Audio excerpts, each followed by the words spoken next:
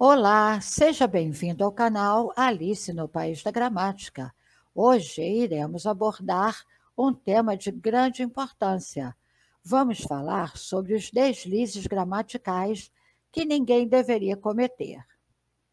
Nestes erros incluem desvios de ortografia ou uso inadequado de verbos, pleonasmos, entre outros.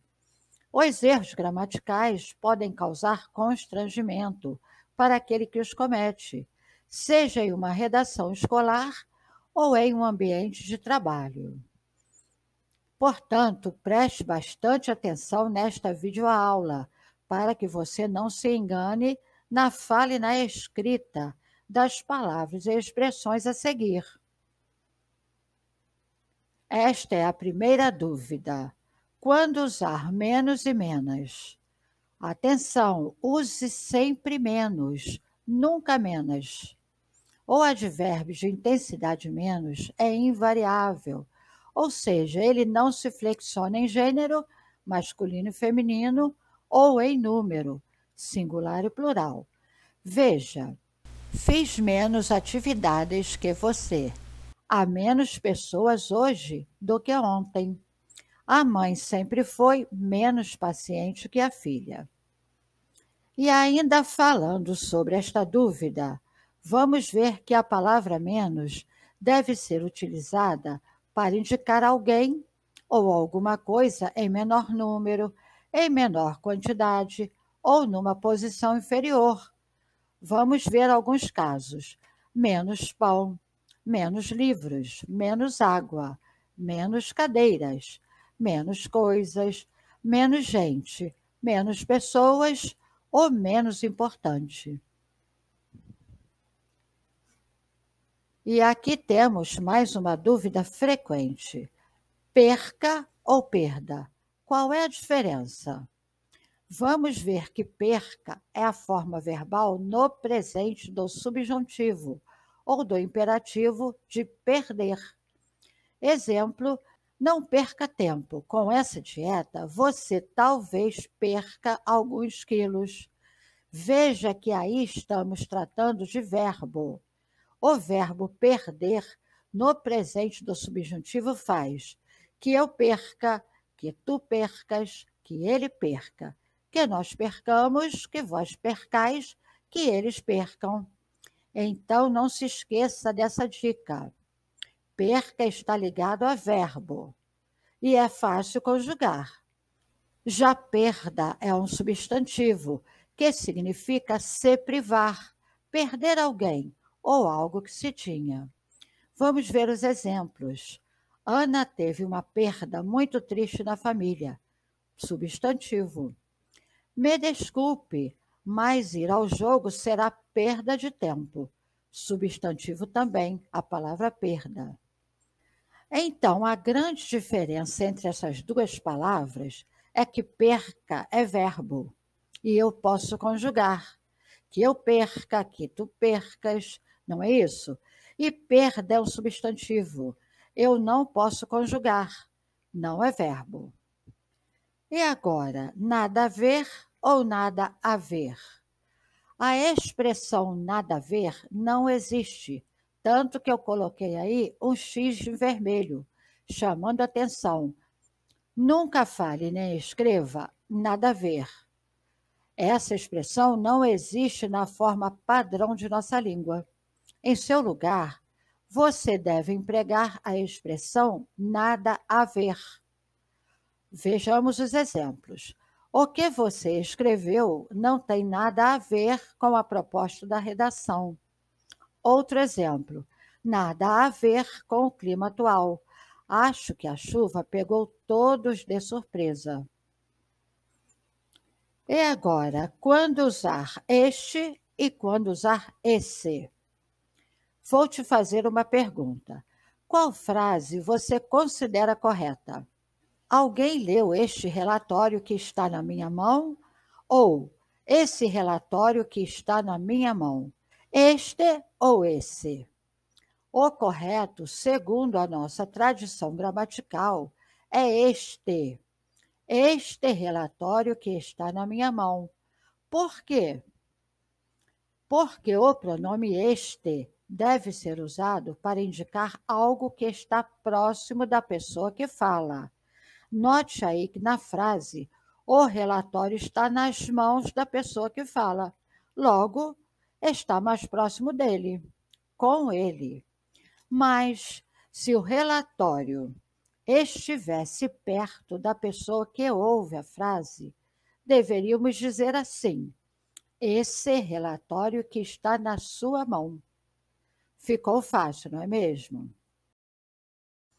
E ainda falando sobre esta dúvida, não podemos esquecer o pronome aquele, que indica algo que está distante de quem fala e de quem ouve.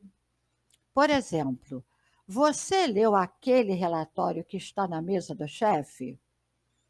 Então, para resumir o estudo número 4, temos aí uma regrinha. Os pronomes este, esta e isto indicam o que está próximo da pessoa que fala. Os pronomes esse, essa e isso indicam o que está próximo da pessoa que ouve. E os pronomes aquele, aquela e aquilo indicam o que está longe dos dois. Vamos conhecer os usos do verbo implicar. Você sabia que esse verbo tem vários significados?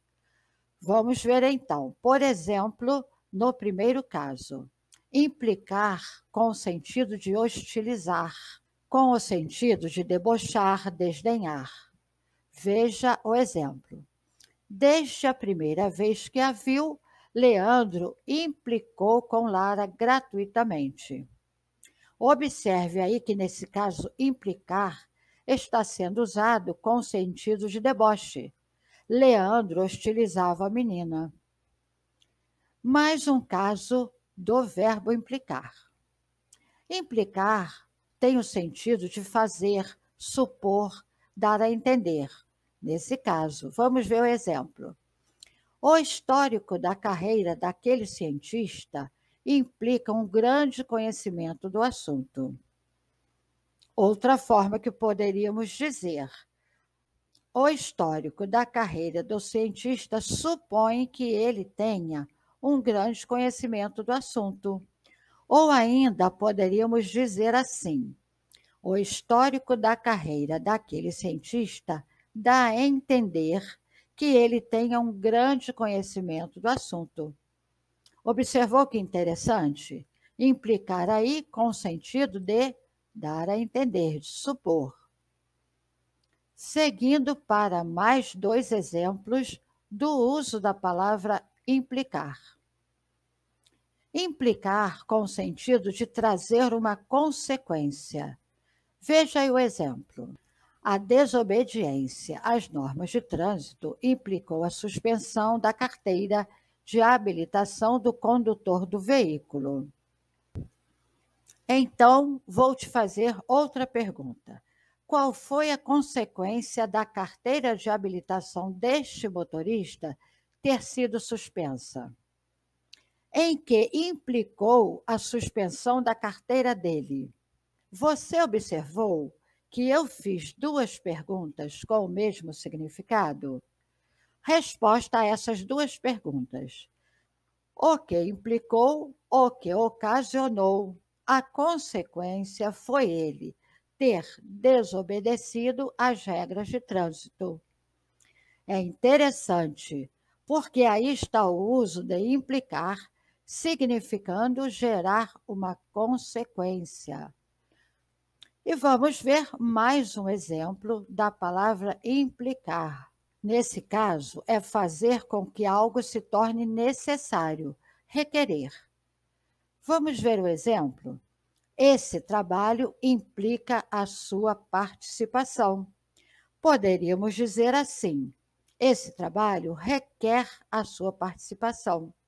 Ou ainda, será necessária a sua participação nesse trabalho. Pessoal, é por isso que eu gosto de estudar português com vocês.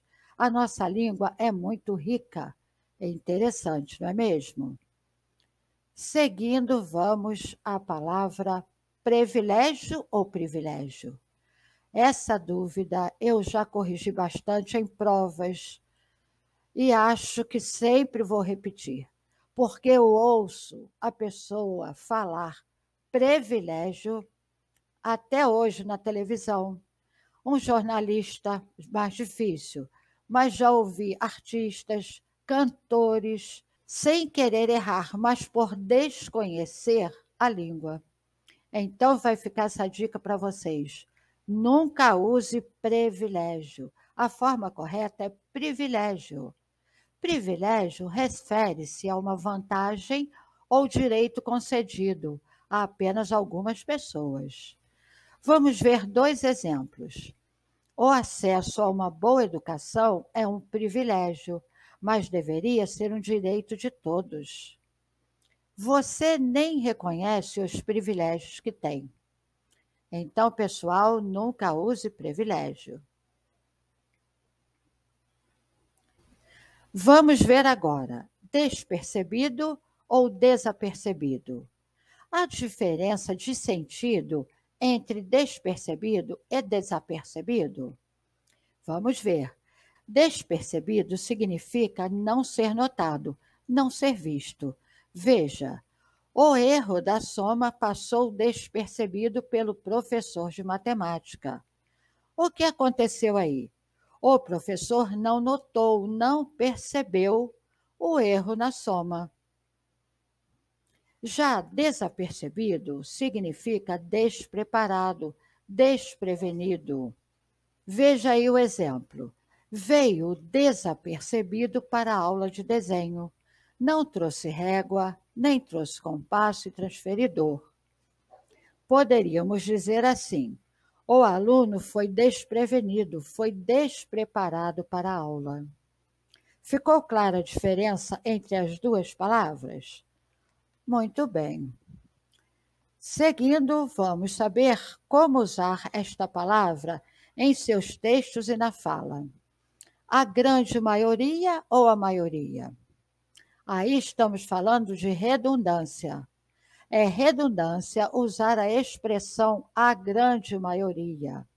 Em vez disso, pode-se dizer apenas a maioria. Mas o que é redundância? Redundância se refere a alguma situação em que as informações já tenham sido dadas e que volta a ser mencionada.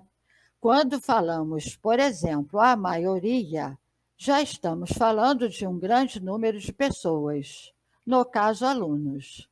Mais um exemplo. A maioria das pessoas pensa com a sensibilidade. Então, esqueçam a expressão a grande maioria. Concluímos o nosso estudo. Espero que tenha sido útil a sua busca pela precisão linguística. Lembre-se que dominar a nossa língua é um passo fundamental. Para quê? Para alcançarmos os nossos objetivos e transmitirmos nossas ideias de modo eficaz. E se você gostou, deixe aí o seu like. E caso ainda não tenha se inscrito, inscreva-se agora e acione o sininho de notificações para ficar por dentro das novidades. Fiquem bem, queridos, e até o nosso próximo encontro.